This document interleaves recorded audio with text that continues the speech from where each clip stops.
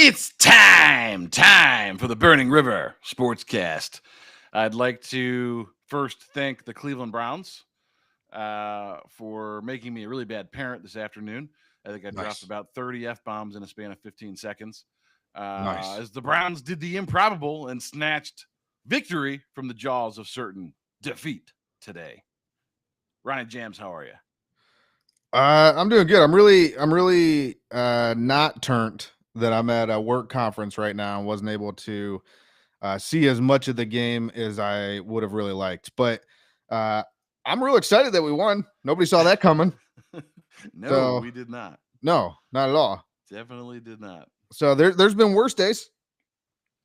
Yeah, I mean, I'm always happy to be wrong about a Browns prediction when they win. And I'll say this to you, Kenny. Not that I respect you or anything, and I don't ever want to make you feel better. But give yourself some grace. You know, sometimes things happen when you're a parent, and this is one of those things. You know, you're a Browns fan.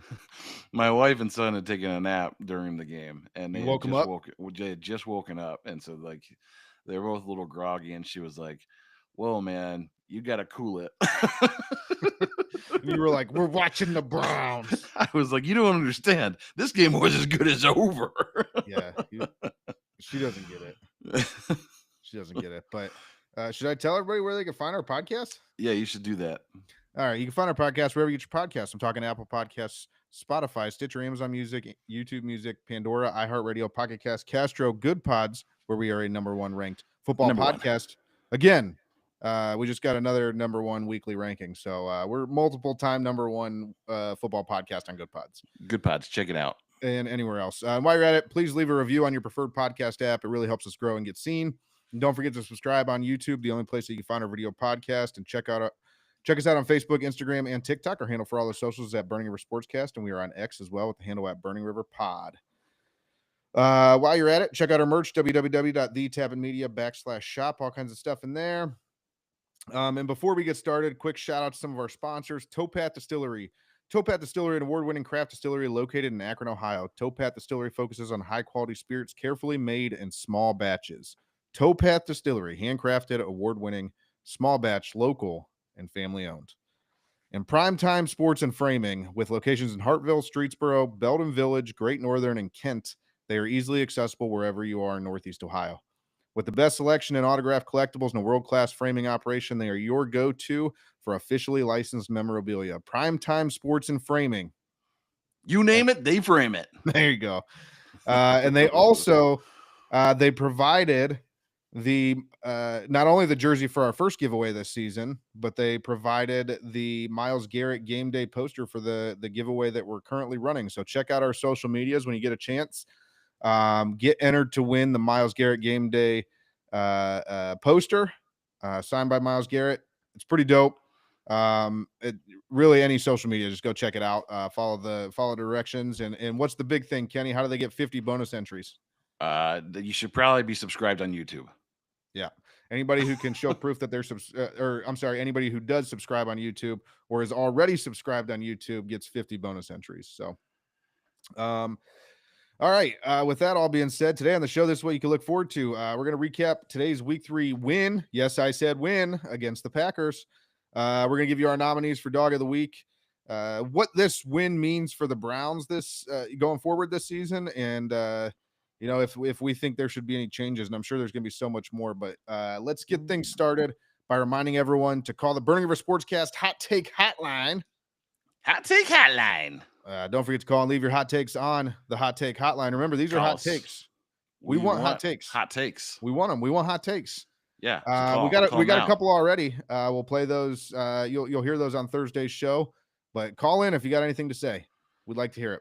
330-227-8081.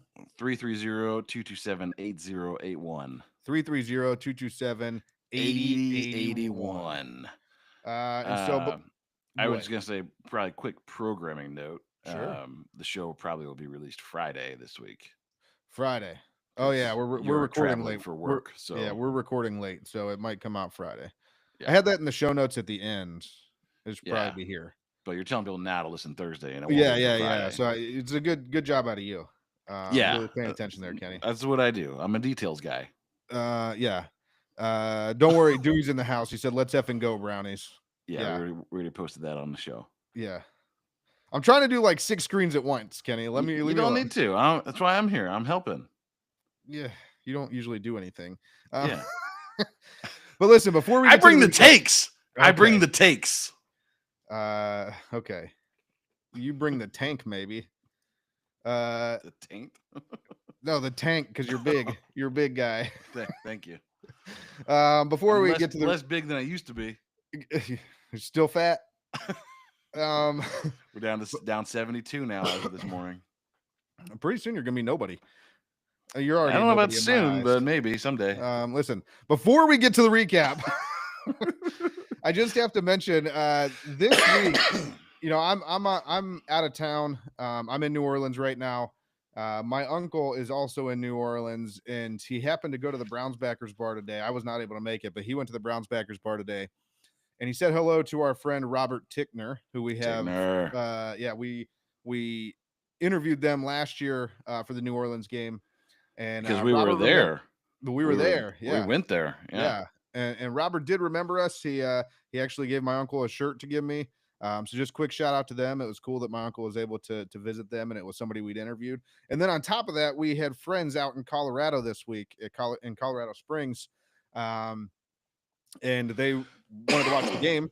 The only place you can watch the games when you're across the country is Browns backers bars. Browns backer bars. So they looked it up. They found it. They went to the Pikes Peak Browns backers bar, which is, I think that's Single Barrel out there. And Aaron Maroney, president of the Pikes Peak Browns backers, said hello to him for us, because not only have we interviewed them, but they are also we are the official podcast of the Pikes Peak Browns backers. So it was neat to get a shout out from them, and just like the fact that we had like people all over the country, and we've already connected with these Browns backers and featured them on our show. Like it's just neat. That's why we do what we do. We love the Browns backers. We love the Browns community, and we're integrated. We're out there. We're out there, boots on the ground, talking to fans every week. We were the original and the official. That's why we're the unofficial podcast of Cleveland Browns backers everywhere. All these other podcasts, they're trying to jump on the bandwagon and let's talk to the Browns backers. We've been talking to Browns backers. We've been doing it, and that's what we do. That's what we do. But with that, let's get into the week 3 recap. I mean, do you want to start with the good or the bad? Because even though we did win, there was some bad in this. Do you want to? We should probably cover the good first. I mean, look, we don't want to poo-poo a win. Like a win's a win. It counts. Not at all. But I was thinking maybe if we do bad first, the rest of the show would be good. No, I think we're going to probably trend into the bad. That's okay. Well, then we'll start with the defense. We can't get ahead of ourselves, right? A win is a win, but this team is still not Super Bowl bound. So I think we'll get there eventually. Right. So we'll start with the defense. If we want to start with the good. This defense is as good as I've seen a defense. And I saw the defense of Jim Schwartz 2 years ago when they were dominant. And they're scary good. Yeah, I don't know that I've ever seen a defense like this. This is an elite unit right now. They're playing, just lights out. And we'll cover some of the bad here, but with the offense really not pulling their weight, this defense is single-handedly keeping the Cleveland Browns in football games, in games like today, winning games for this team, for this franchise. So yeah, absolutely. Awesome job all the way around. And I know we talked about it kind of off the air right before we started. They're doing this without two of their top players on defense. Obviously JOK, we still don't know if or when he's going to be able to play again. And then Martin Emerson done for the season. So you're doing this without 2 top players. And if you want to throw in Greg Newsome, didn't play for most of the fourth quarter because he was cramping. So imagine what they'd be doing with those guys. Throw in 2 other studs on this defense and just imagine how good this unit could be. And they're playing really well right now. I'm not taking anything away from this group. They are absolutely playing well. But to your point, you're missing 2 pretty key cogs there that would elevate this team and this defense even further. So but awesome job. Schwartz and the whole crew have really put together excellent game plans. They are stopping the run. We finally got some turnovers today, which I know Bone Man's been calling for. So he's going to be so excited. He's going to have to come up with a new key to victory this week. No, he can still go with the same one because they didn't win the turnover battle. They I had the same guess. amount of turnovers. But no, yeah, I mean, and let's just talk about that interception for a second. The interception that Grant Delpit had, and then basically he said, okay, we haven't got much out of our offense at this point. I'm gonna I'm gonna take this interception. I'm gonna almost run it back for a touchdown. You only have to get 4 yards after this offense. I Oh, mean, I by the was way, I'm gonna truck stick Jordan Love on my way to the 4 yard line. beautiful, beautiful man move, just taking Jordan Love down. But I'm pretty sure, like in his mind, that's exactly what he was thinking. Was like, this offense ain't gonna do squat. So if I don't score now, like we're Yeah. probably in trouble. And he was darn near close to getting it in the end zone. But to your point, I mean, at least made it easy on the other side, right? Yeah, and 100%, like just full defensive effort today. It didn't matter what point of the game it was. They came up with play after play after play after play, and they said, we're going to put as good an effort as we can forth because we know that we score 13.2 points per game over the last 8 games.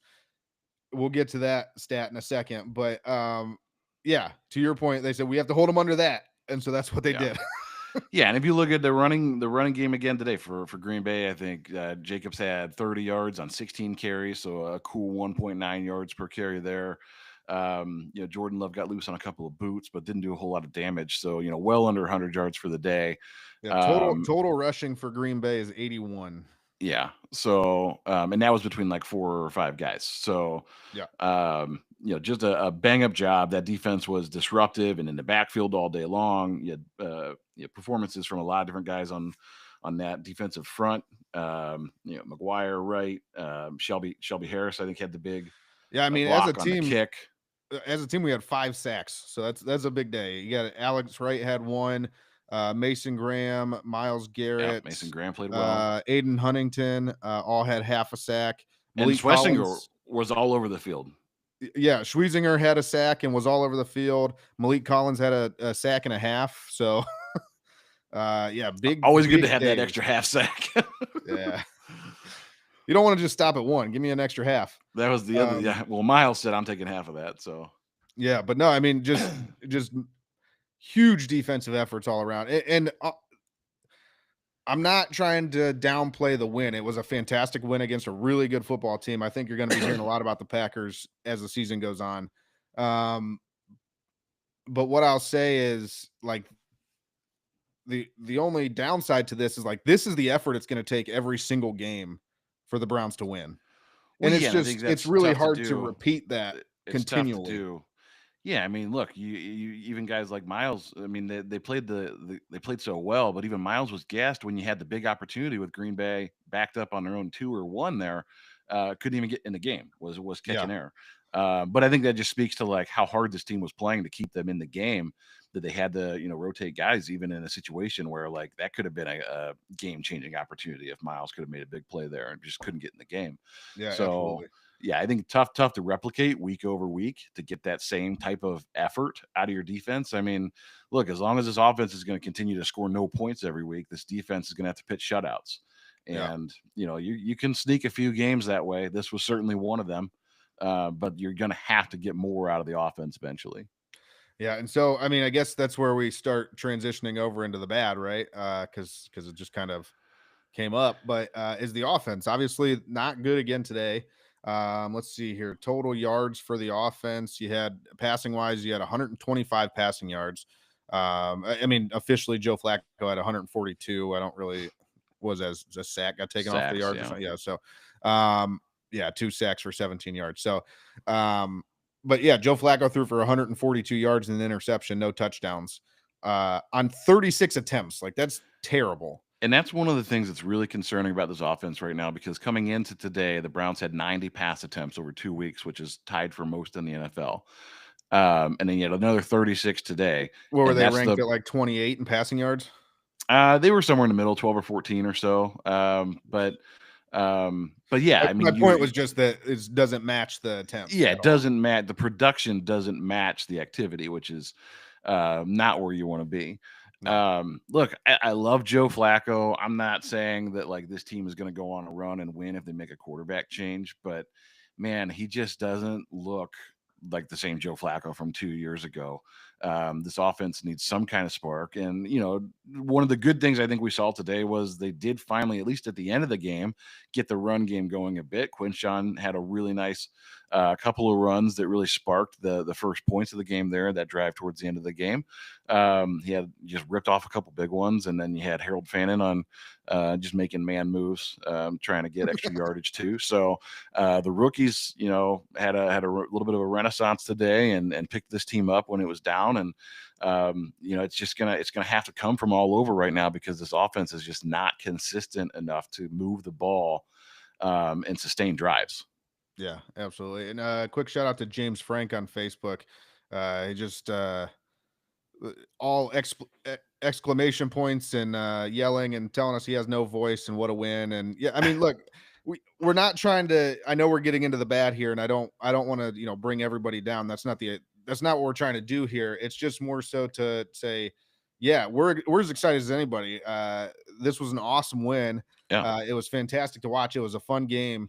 But the fact of the matter still remains that, like, don't let's not play the typical or the old school Cleveland Browns fans where we're like, all right, Super Bowl time. Like, let's be real here. Like, that's not gonna happen. And 1-2 feels a lot better than 0-3, but this team has a lot of work to do if they're going to put themselves in the conversation of a competitive football team each week, because 13, 16 points just ain't getting it done. And right now, you're just not getting the play out of the quarterback position that you need. And I know this wide receiver room is light, and you're counting on guys like Isaiah Bond and Cedric Tillman to step up. Jamari Thrash had a whole 2 catches and 7 yards today. Like, good you're not getting a lot of help across the board. But it's not like you don't have any tools at all. Quinshawn was very good today. Yeah. Well, I've seen good things out of Dylan Sampson already, which we didn't see a lot of today. And you have 2 really good tight ends in Njoku and Fannin. So it's like you gotta figure out what works and capitalize and optimize those guys and the performances you're getting from them, because you're just not getting a lot of help from the guys that you do expect it from, like Jerry Jeudy right now. Yeah, to your point on Quinshawn, James Frank sent in there's a couple back to back. I'm just gonna read both of these. The first one, and these are on Facebook, that's why they're not connected to you, Kenny. But Judkins with the plays when needed, though. Our O-line starts playing good, Judkins will be lights out. That's a big if, James. If our O-line starts playing good. Yeah. Speaking of the O-line, I mean, are we done with the Dewan experiment here with Big Thanos? I mean, the dude just can't stay on the field. Yeah. I think there's a reason why there's not a lot of NFL tackles that are 375 to 400 pounds. Yeah. He did go on to admit, though, James did. He said, bro, I'm drinking the Kool-Aid. And he said, but you guys are speaking facts. Feels good to steal a win during a tough part of the schedule. Yeah, I mean, absolutely. And that's what we're saying is, everybody should enjoy this, because this is a win. Let's be honest. It's been a long time. Well, and the Browns should not have won this game. No, they had no business winning this game. This was a team. But they did. This is a team that's probably going to either win their division this year or going to be in the playoffs. Yeah. A lot of people have them, as a top, potential Super Bowl type pick. And the Browns just, for the first 2 weeks, haven't been a very good football team. No. So you definitely stole one today. Yeah. It feels good. It feels good to win. It does feel good. But I do want to get back to you. You started to mention basically Joe Flacco. We love Joe Flacco, but I still stand by we need to move on to Gabriel. I kind of wish we would have done it in this game.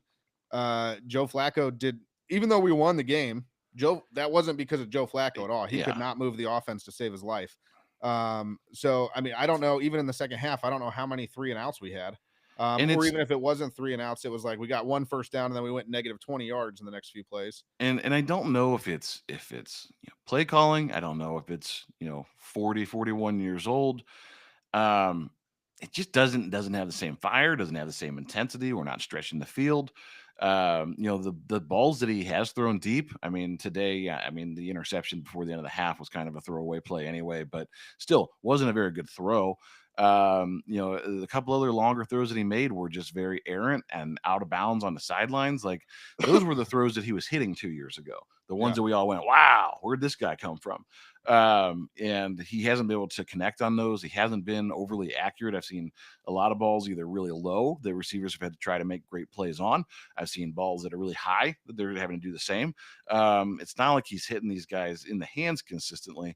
And again, I don't know if is it play calling? Is it him trying to protect the football?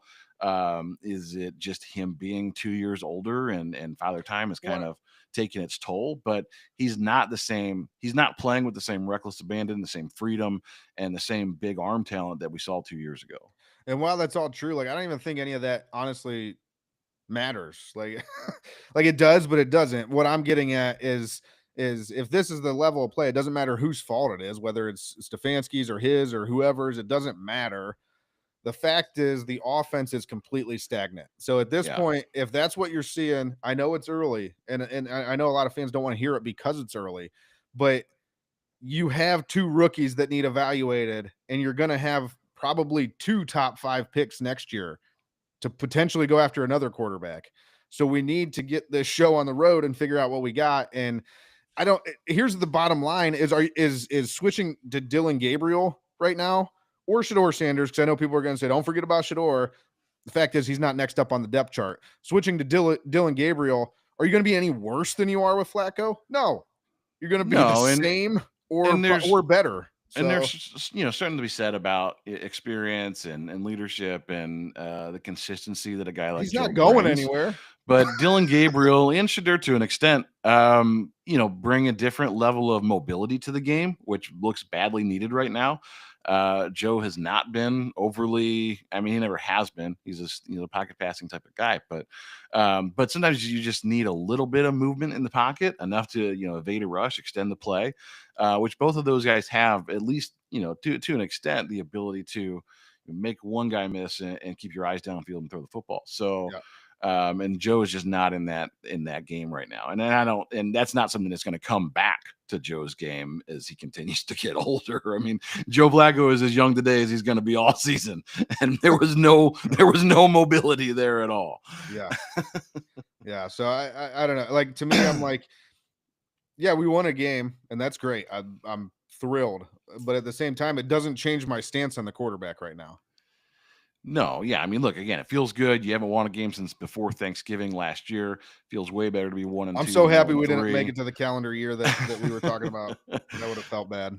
Yeah. I mean, 300 days was long enough to wait for a Browns win. But yeah, I mean, we got to get real here with the idea that we talked about the losing streak over the last 8 games, last regular season games, and that this team has averaged 13 points a game. If you'd have told me today before the game started the Browns are going to score 13 points, do you think they win or lose? I'd tell you they're going to lose every single time. 13 points is not enough to win in the NFL consistently. This defense played lights out, and if they can do that all year long, I mean, geez, it's a really tough way to win football games, and you can steal a couple like this one. But the offense it just has to do more, and so they got to either figure something else out differently, or at some point, like you said, like we have to evaluate these young quarterbacks. I don't know that even with the win today, like hopefully no one's under the delusion that this team is going to go on some deep playoff run. A win feels good. They're out there. Football feels good, but this team is not Super Bowl bound. And you've got some young players that are, Quinshawn and Harold Fana Jr. They're stepping up, making big plays. The defense is really, really good. It's kind of a shame because you're going to have a great defensive effort, I think, all year. It's going to kind of go to waste because this team just isn't built to go deep into the playoffs. But this defense on any of the other 31 teams in the NFL would be a difference maker for a team that was on the edge of being a competitive football team or being a deep playoff run team. So you can do a lot of damage there, but this offense just has to do more. Yeah, and I will say this too, we're talking down the offense a little bit right now. I do want to say Quinshawn Judkins, he looks good. And if we can get some better play out of the offensive line, if we can get a little bit of production out of the quarterback, like, again, I'm not saying we're going to be this team that's going to be world beaters this year because our offense just isn't high powered enough to do that. But you might start winning at least some games if you can get some production around him, because Quinshawn Judkins looked like a man today. Yeah. And he is. He's a good player. And here's the other thing. For anybody that was curious on if they were actually going to use him as a bell cow back, there was 19 carries today, and he got 18 of them. So yeah, they basically said Dylan Sampson. They said, before I even get to him, they said Jerome Ford, go take a seat, which is they've been needing to do for a long time. And Dylan Sampson only had a single carry. So I still saw too much Jerome Ford out on the field today. I mean, he was still involved in like the passing game. He had 4 catches for 10 yards, but I'd much rather see Dylan Sampson get those touches. Oh, I mean, I agree with that as well. But I'm just saying, like, the fact that they've already laid into it and said, you know what, you're the running back of choice in this offense. Yeah. I can get on board with that. And I think we talked about it last week. Actually, I said if he turns into that type of back, I would not be surprised if they move Jerome Ford before the trade deadline. So, well, I just think too, it's going to be a question of like, what does this offensive line look like week to week? Because we've already seen Conklin in and out of the lineup, DeJuan Jones in and out of the lineup. You know, can these guys stay healthy? And you know, can they put together consistent performances each week with guys that are kind of mix and match and seeing what you have? But I mean, I have not been impressed with DeJuan Jones to this point. Heard again today. I don't know. They're going to have to do something. I think that's going to be an area where we see some movement before the before trade deadlines and whatever. They have to bring in some offensive linemen. Like, how can you not? But I guess we've been saying this for 3 years now, and here we are. So, yeah. All that to say, I mean, again, you know, you called it kind of a fun game. I would say it wasn't a whole lot of fun until there was about 5 minutes left in the fourth quarter. Yeah, I mean, it looked like another game that we kind of expected. Yeah, I mean, the defense was playing really well. Like when it was 10-0 after the third quarter, it looked like another game that it's been all season long, where we're like, the defense is actually doing a really good job. Our offense is really bad. You kind of just kept waiting for that other shoe to drop. It didn't today, though. It never did today. So. A matter of fact, what typically happens to the Browns happened to the Packers today. So, yeah, I mean, it was a very Brownsian loss for the Packers for sure. James is going off on Facebook right now, and he said he's got a few comments in a row, but he said, "Bye Ford, fix your repair daily." So yeah, that's very true. And I will say, he actually mentioned this is Barry's best draft class, and I would have to agree with that. It's still very early, so we don't know. I mean, some of these guys have really good first years, and then they just kind of fall apart after that. So I think it's gonna be a while before you for sure know how good these guys are. But the fact that we've got 3 rookies that are producing regularly already, I mean, I would say that just because of that, that's his best draft so far. Yeah, and I know he gets a lot of credit for the cap stuff and this and that, but it's like, imagine starting a new relationship with a friend. Like the day we met, let's say the day that we met, you just punched me square in the face. And then every time I saw you for 5 years, you punched me square in the face. And then one of those times you were like, here's some chocolate. And I was like, that was really nice of you, Ronnie. Thanks for this chocolate. I think you're one of my best friends. Like, that's where I'm at with Andrew Barry right now. It's like, I've been punched in the face every day by this guy with trash picks, the Baker debacle. He's 3-0, by the way, another game-winning drive under 2 minutes this week. But was that 3 in a row? Stats or wins or anything here. Apparently, that's low IQ footballs when you talk about numbers. But yeah, if you get punched in the face consistently by somebody, that doesn't make them a good friend because they do something nice once. So yeah, Quinchon, good pick. Dylan Sampson, we'll see. Schwesinger looks good so far. We also have 2 quarterbacks on this roster that we haven't done anything to evaluate, so we'll see how either of those turn out. But yeah, I mean, I'm not saying let's write off this draft class right now. That's a good thing, I guess. 3 weeks into the year, we'll take that as a win here in Cleveland. I'm going to test your theory. When I see you next, I'm going to walk up to you, punch you square in the nose.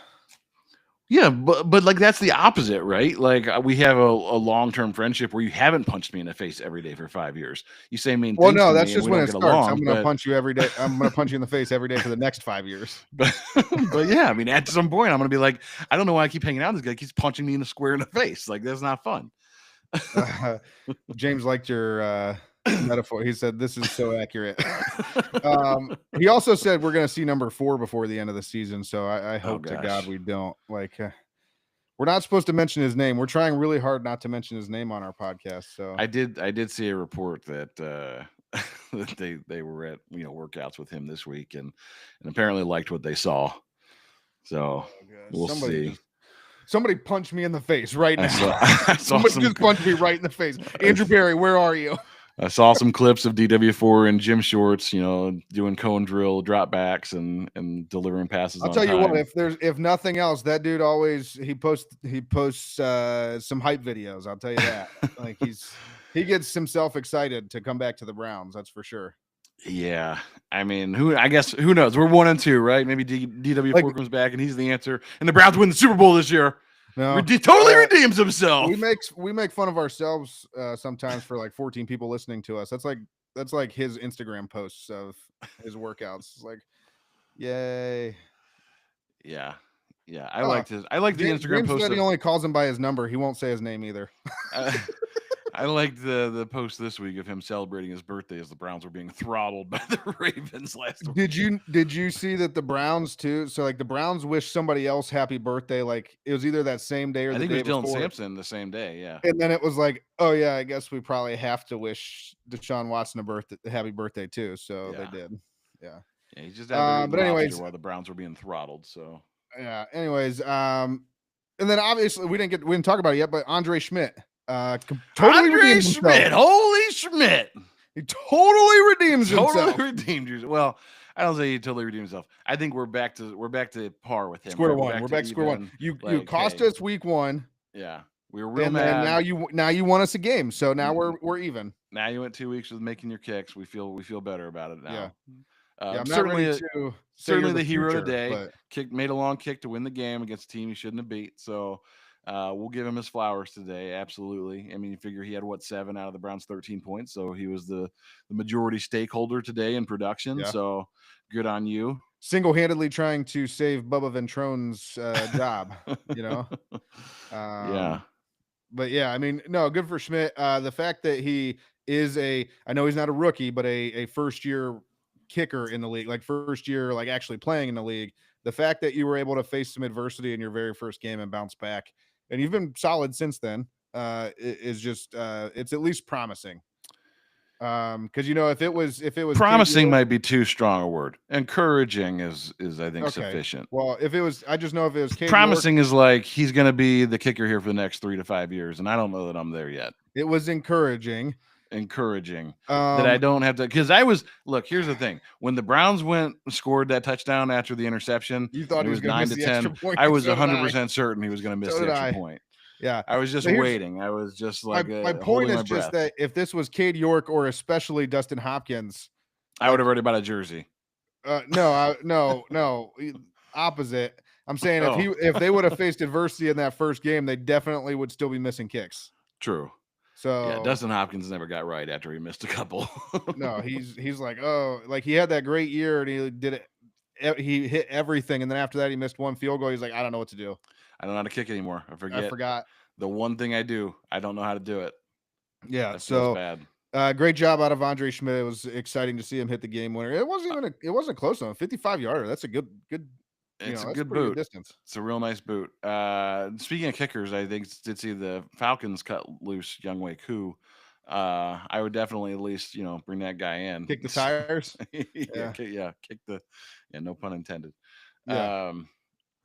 See what I did there? Yeah, brilliant. You're so clever. It just comes to me. But no, with that, I mean, I don't really. There's a lot that we could dissect with this game. Frankly, I'm still processing. Like, to be quite honest, like I'm a little confused. I'm not sure what to do. I'm totally not sure what to do with my hands. It was a very interesting game the way it developed. Everything was on the table. I'm thinking, oh geez, what are we going to do in overtime? What's going to happen? And then miraculously, you block the kick and get the ball back, and the offense didn't do a whole lot, but it did just enough to get you into long field goal range. And I like that the offense at the end said, "You gave it to us on the 4. We could do this." Yeah, I mean, I almost look at that when they got the ball after the missed kick, I was almost like, if Andre Szmyt had missed that kick to win the game, again, like I can't even blame that kid for that, right? It was a 55-yard kick. It wasn't like the offense took a reasonable shot at trying to put him into a decent, make it a 39 or a 45-yarder. Like they were like, we did the absolute bare minimum. You should be able to make it from here, right? Yeah. This is foolproof foolproof at this point. You guys have to score. Like you have no choice. That's exactly what I expected out of the Browns offense with 20 seconds left was let's move the ball 3 yards. Yeah. But no, so yeah, I mean, I'm with you. I'm still kind of processing. I'm still just trying to enjoy the game because we don't get many of these. So yeah, I'm just gonna leave it there for now. We could do more, but I'm sure we'll talk more about it when we got Bone. It's a good week for Cleveland, and look, and the Guards are on the precipice of do they win again today? Potentially, I don't. Is that game over? Would they play at 2:00? I didn't even see. Hold on. Bad baseball fan out of me. Hold on, please. The Guardians. Where's they lost today? So they lost. That's not good. Feels bad. But they got the Tigers coming up here. So yeah, where's Detroit? Did Detroit win or lose? Detroit lost too, so we're still only half a game back. We're good. We're still right there. Yeah. So good. For right now in September, Browns, Guards, like things are good for 1 week here in Cleveland. We stay the execution for a few days, and we'll live to fight another day. Yep. So with that, let's do our Burning River Sportscast Dog of the Week nominees. We'll start with Bone. Just because he's not here. He sent in Schweizinger as his Dog of the Week nominee. And then we'll go to Kenny. Kenny, who you got? I've been thinking about this the entire time we've been on the show. You're going away from who you picked and you're going to give it to Szmyt? I got to throw a real curveball here. I got to go Browns defense collectively.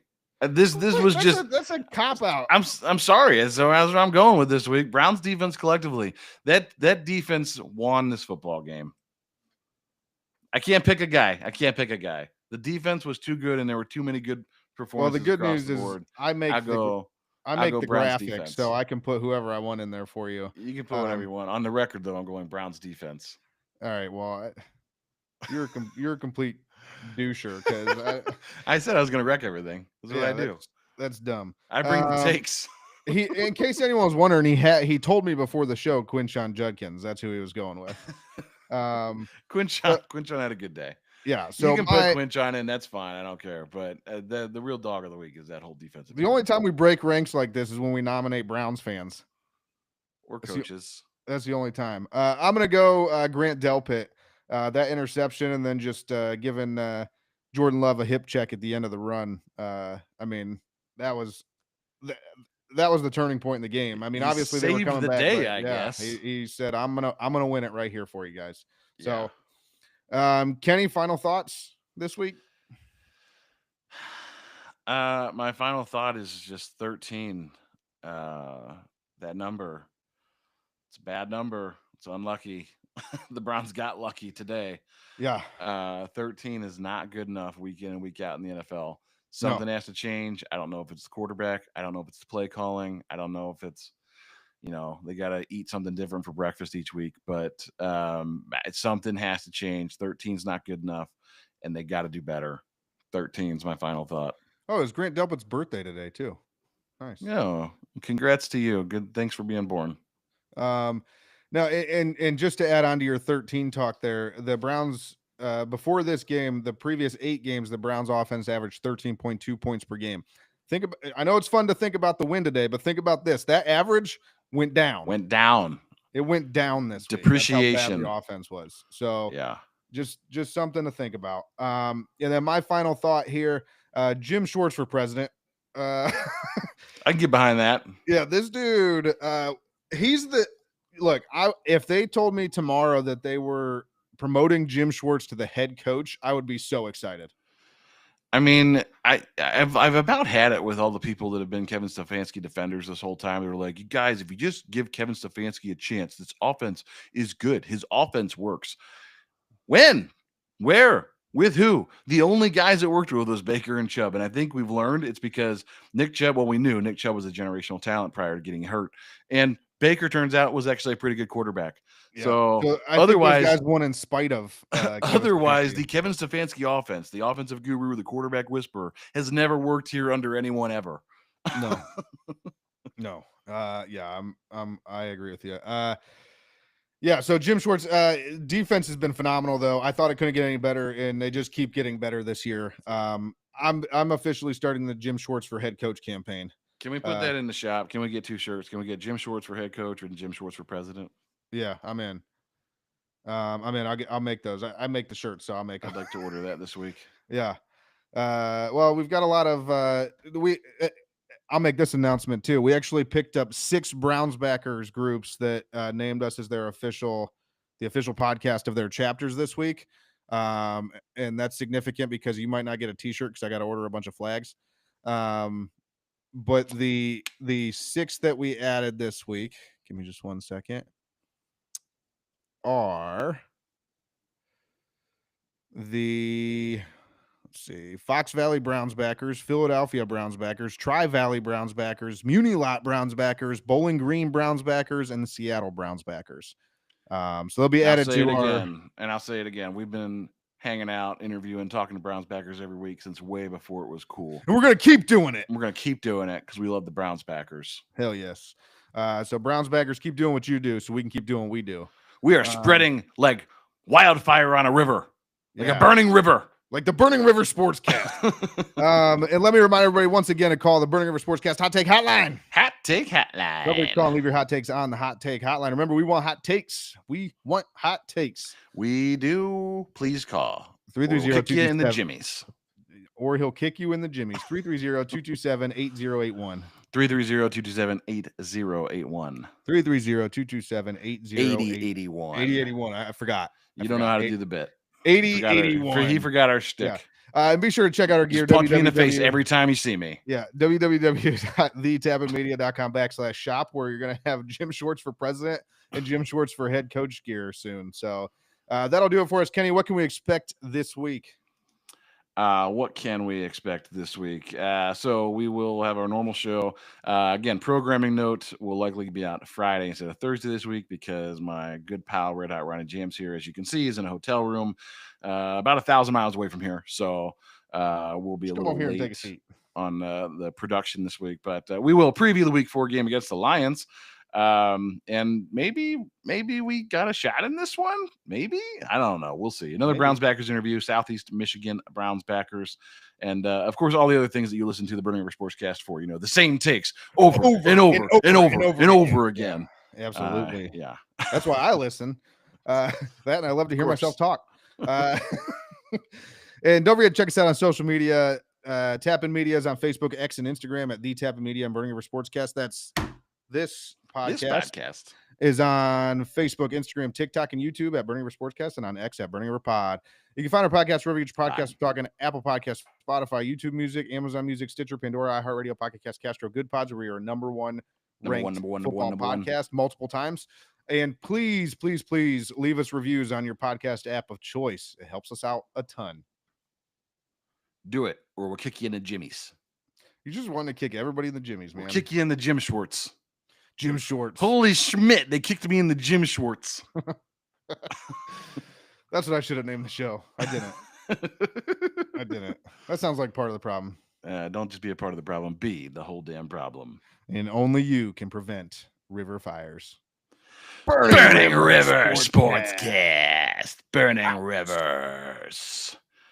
Good night, Cleveland. Good night, Cleveland. Good night, Akron.